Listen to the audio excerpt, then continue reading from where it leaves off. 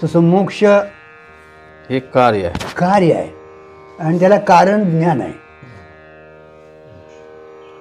ज्ञान संपादन केलं की मोक्ष हा प्राप्त होतोच महाराज. कर्मोपासना नाही महाराज, ती ज्ञानाची साधन आहे. ज्ञानापात्र यायला दोन दोष निवृत्त करायसाठी, आणि ज्ञान हे आवरण निवृत्तीसाठी ज्ञानाची गरज आहे महाराज. कारण का आवरणानं म्हणजे अज्ञानानं ते जीव सांगितले सुरुवातीला, जीव हा मूळचा कोण आहे? स्वरूपानं ब्रह्मच आहे. अज्ञानामुळं महाराज जीव वाटायला लागला आपल्याला महाराज.